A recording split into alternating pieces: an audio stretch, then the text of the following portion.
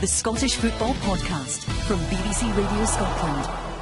Hello there, I'm Richard Gordon and you're listening to a football podcast from the BBC. Today's podcast comes from the Sportsound programme of Tuesday the 13th of December.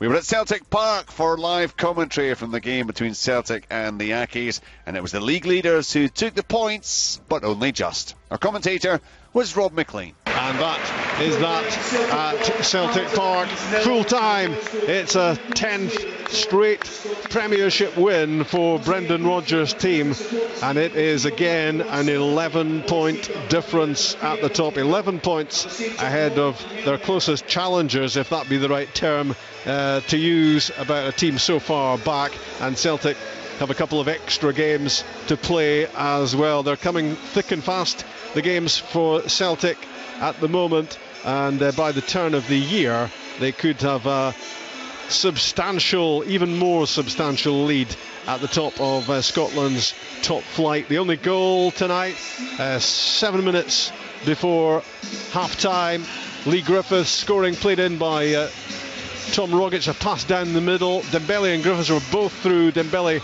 chose to pass it rather than score himself, and Griffiths rolling the ball in the end into the net for what proved to be the only goal of the game. You wouldn't have thought so at that stage, because Celtic did carve out a lot of decent chances on the night, but they couldn't take any of them.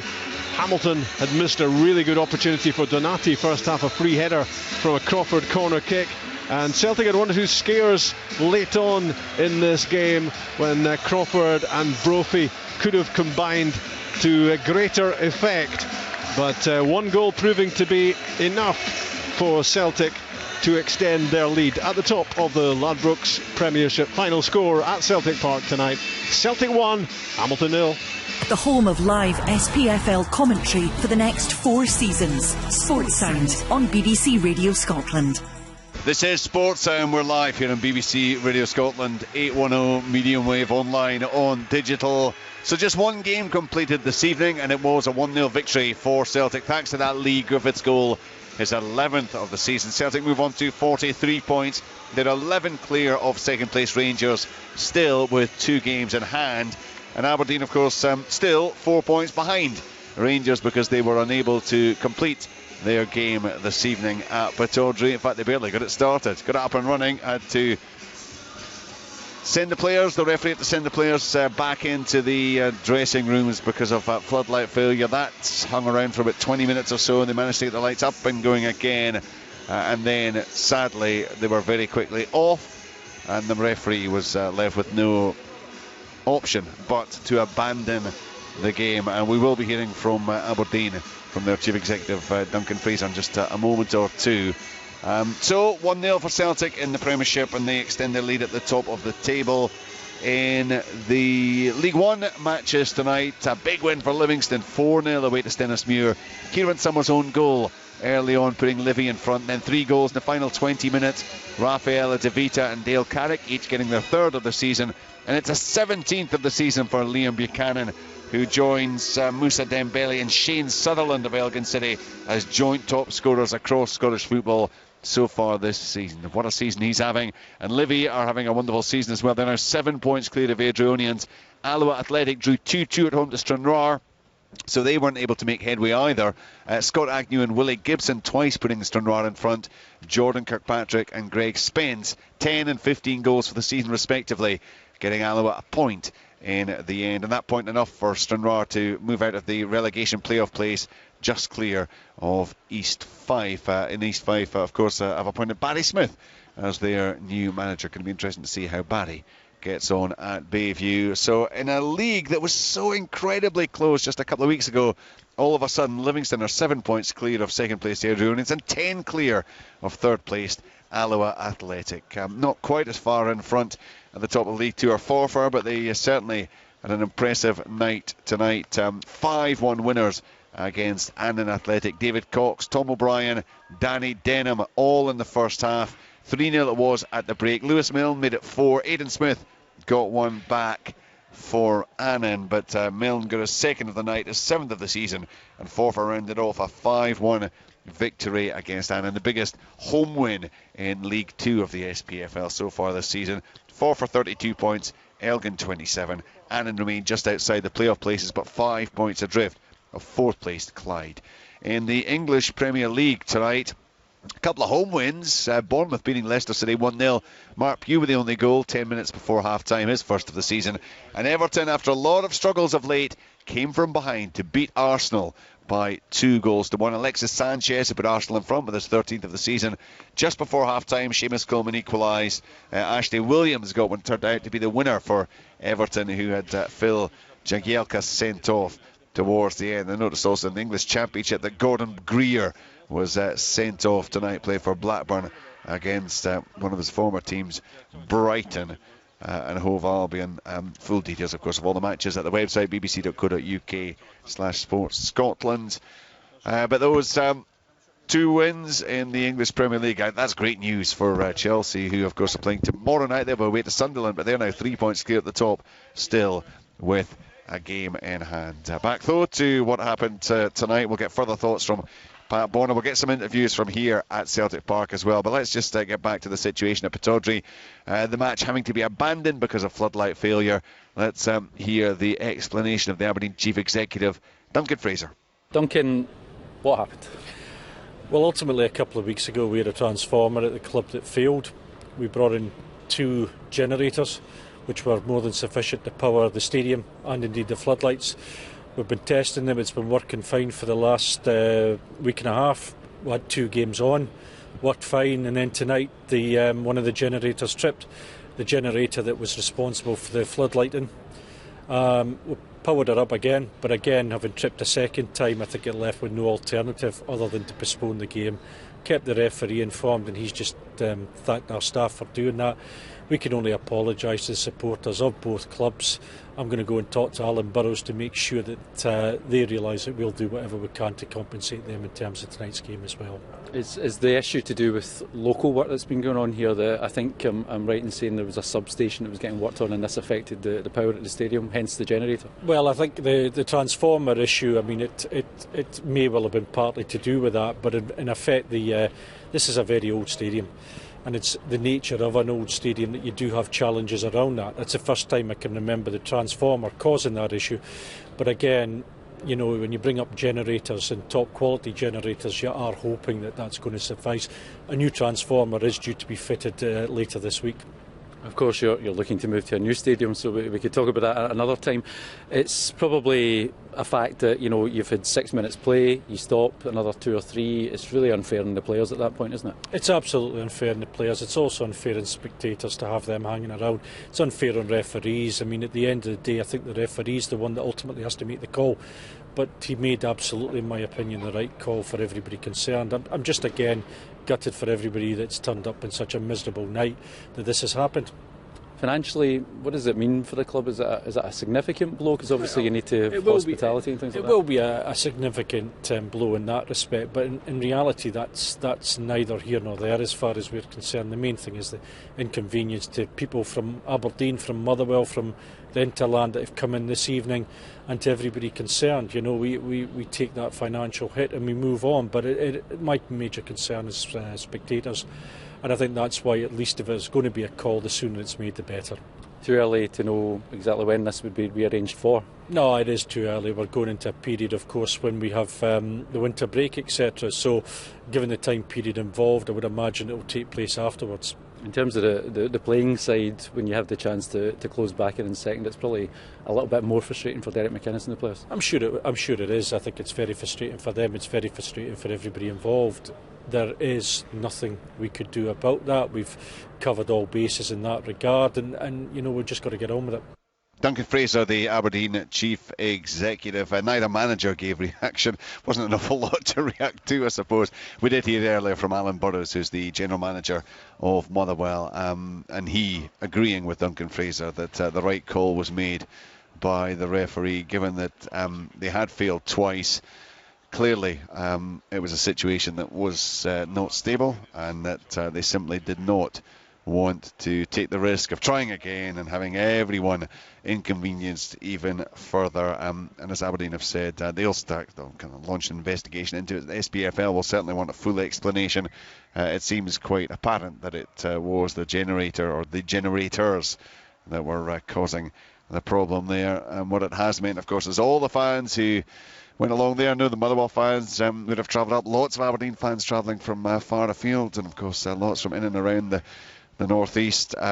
Just a terrible night, and of course it was pouring with rain to compound the woes of the supporters. We'll get details at some stage as to when that match will be played, but it's not going to be before the end of January. You wouldn't have thought, given how busy December is, and then with the winter break coming back with the Scottish Cup and their league matches scheduled immediately beyond that. So at some point they will finally get that game played. Just on that, Pat Board, I don't know if you've been in that kind of situation in the past as a player, but very difficult, as Martin had said there during the interview, to warm up, cool down, cool down, and get out there. Yeah, really impossible at times. It's okay if you know that it's going to come back on and you're ready to go after, say, 20 minutes and you're prepared. But if you have to come out and come back and go again, really, really difficult for the players and everybody concerned. And it's a pity. It's a pity because Aberdeen had a big chance tonight to try to close the gap on Rangers, and now they have to wait. But it's frustrating for the fans. It's a frustrating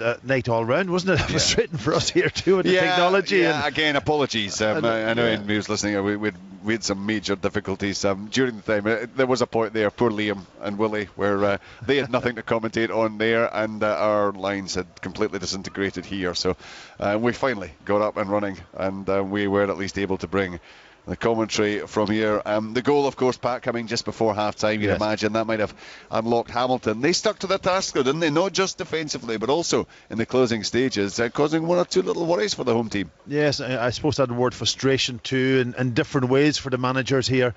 Celtic, of course, trying to get that second goal to kill off Hamilton. They got their first goal, which I thought, looking at it, was a little bit of a defensive. But I tell you, I'm going to come back to that because we have managed to get the radio microphone down there with Richard, and he's got Martin Canning with him.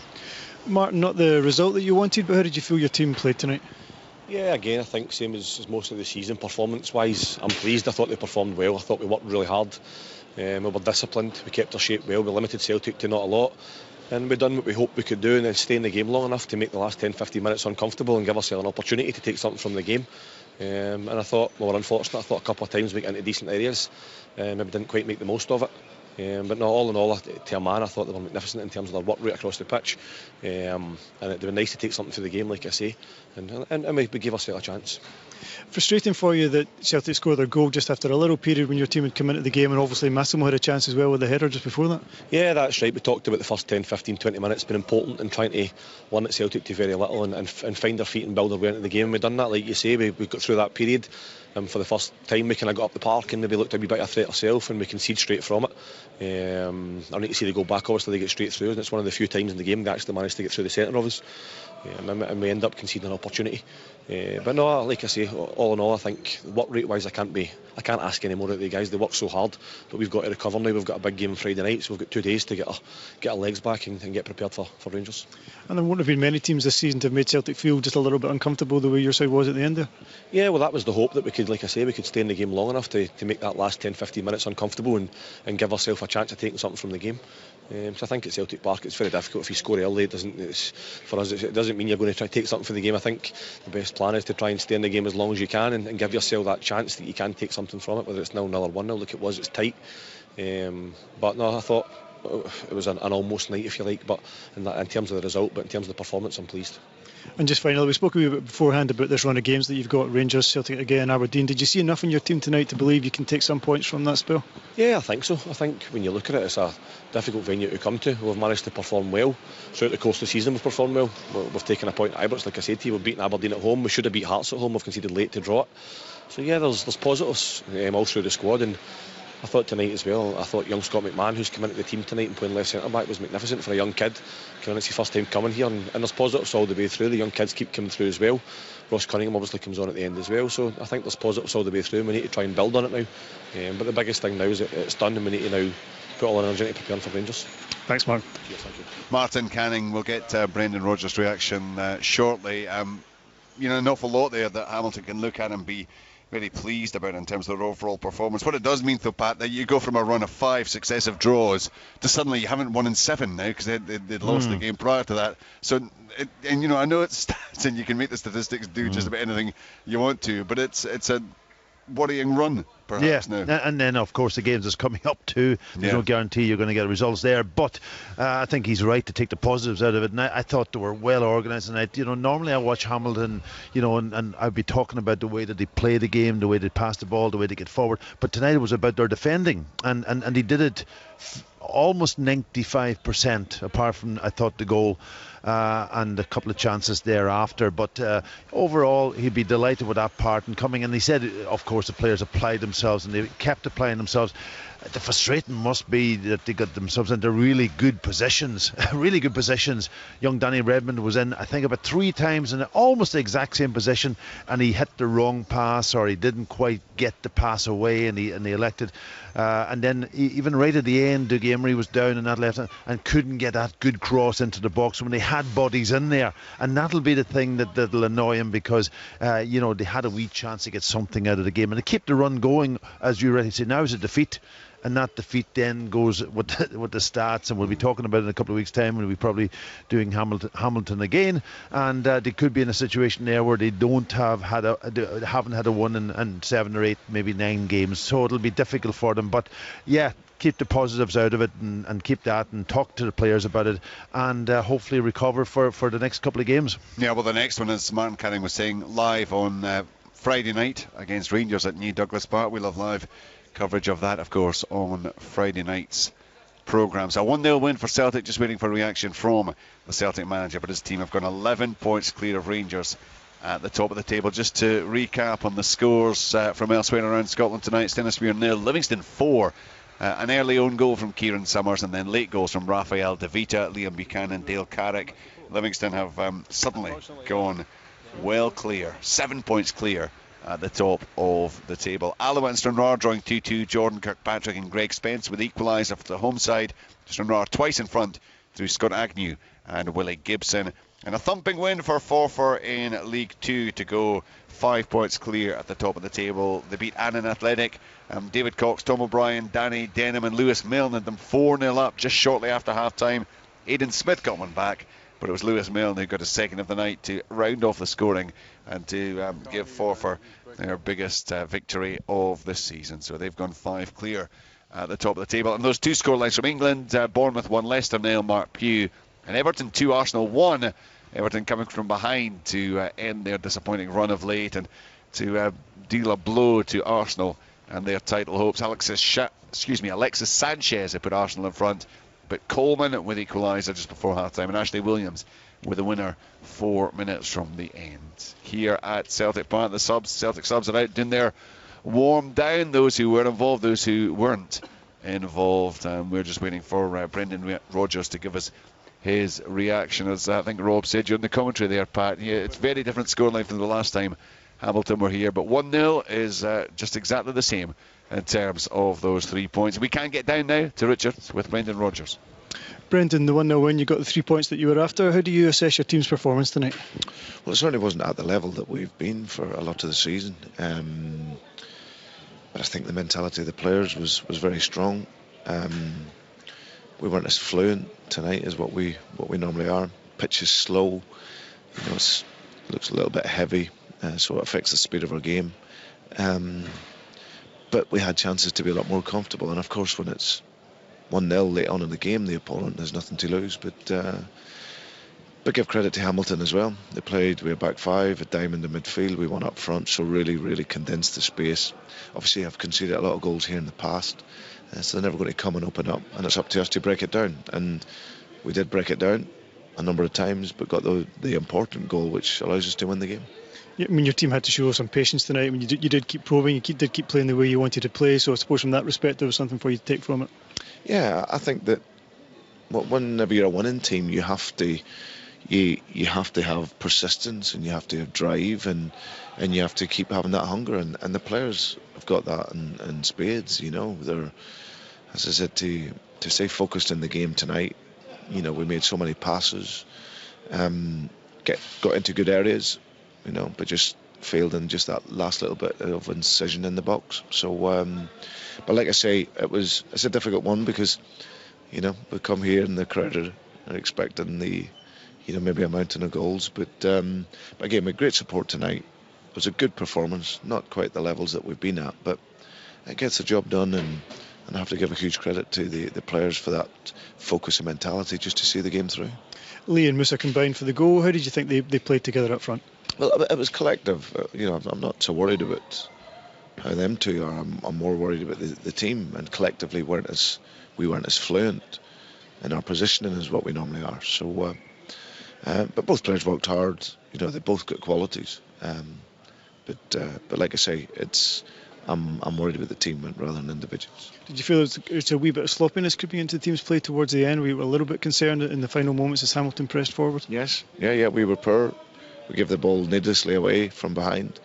Our build-up, we weren't secure enough. Took a risk in the build-up, and we gave it away cheaply. So, but thankfully, it didn't cost us. And just finally, you've got to run quite a lot of games this month. Is the balance between not disrupting the continuity of the side, but also trying to get freshness into it, maybe changing the side around a bit with all these games coming up? Have to, yeah. You have to ensure the core of your team is okay.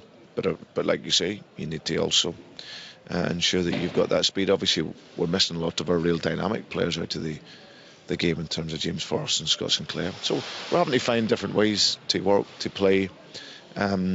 But like I say, we'll come away, we'll analyse the game where we can be better, and certainly look to be better on Saturday. Thanks, Brendan. Cheers, thank you. Brendan Rodgers there. Yes, Saturday is at home to Dundee, the second of 3 successive home games. They've got Partick Thistle here next Tuesday. We'll have live commentary of that one, and then right the way through the festive period, of course. It struck me just listening into Brendan Rodgers there, Pat. That's an interview he hasn't really had to give in terms of domestic football right the way through the course of the season, but he was very honest, wasn't he, about the team and their deficiencies tonight? Yeah, I think he called it right. Apart from the pitch. Yeah, he said it's a slow pitch. Yeah, well, and the pitches have been fantastic this year up until probably tonight's a little bit dewy maybe on the pitch. I don't know what, but anyway, listen, we'll dismiss that one. But apart from that, I think the rest of his interview, he was spot on. Called it right in the fact that the players were sloppy and they weren't at the tempo that I've seen them, and he has witnessed. I think he'd be desperate to get Scott Sinclair back from injury and create something again, because he is the player that's been missing now for a while. And when you see him out of the team, to get him back from injury and get him back into the team, I think he would add a real freshness to them. And he talked about the core of the team down the middle, the likes of Scott Brown and those type of players. They're critical that they keep going and keep in, and especially Scott, because he's had a good season this year. Really, really important to the team that he leads and keeps them going through this period. It's a difficult period because there's so many games, and they've just come off a real high with the Champions League and all that. That's gone now, and it's back to this domestic league, and you've got to keep that tempo up and keep that performance up and keep the crowd excited, because the crowd has been excited for a while. You don't want to go back to where we were last year and this team start to struggle a little bit and then the frustrations kick in. I don't think that'll happen under Brendan. Yeah, I mean, it's not exactly a crisis, is it? No, absolutely They won again. It is 14 wins and a draw in 15 matches, and they are 11 points clear, still 2 games in hand at the top of the table. We're talking about goals and targets and all sorts of records earlier on. It is something still. But the bottom line is, and he did say, look, it is about important. The important thing is about getting the win, getting the 3 points, and they have done that. Once again, thanks to Pat and to Rob for all the live coverage we brought you from here. It's been quite a frustrating night across the board, certainly at Pittodrie. If you weren't with us earlier, they only managed 5 or 6 minutes play at Pittodrie. Floodlight failure, the players off for about 20 minutes or so, back on. They got the lights fired up again, and then the generator failed once more. And at that point, the referee, Alan Muir, in conjunction with the authorities, decided enough was enough. And Aberdeen officially announced that the match had been abandoned and will be rescheduled for a future date. The game that did go ahead in the Premiership, 1-0 win here for Celtic against Hamilton. Celtic 11 points clear at the top. Hamilton remain on the 16-point mark, 2 clear of that bottom spot. There was action down the leagues tonight as well. Livingston, the League One leaders, 4-0 thumping of Stennismuir at Ochil View, with Davita, Buchanan and Carrick all adding to a Summers own goal.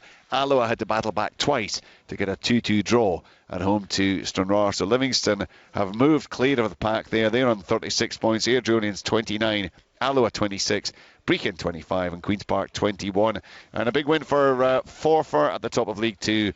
Lewis Milne with a late double as they thumped Annan Athletic by 5 goals-1. We'll be back, of course, with live coverage of all the football over the festive period. Sportsound every night of the week at 6:30. Next live game will be that Hamilton Rangers one on Friday night. But from all of us in the Sportsound team, good night. That's it. Thanks for listening. Remember to keep it right up to date with all the very latest Scottish football news. BBC Radio Scotland 810 medium wave, 92 to 95 FM, online and on digital. And as always, comprehensive coverage of Scottish football at the website bbc.co.uk/sportscotland. The Scottish Football Podcast from BBC Radio Scotland.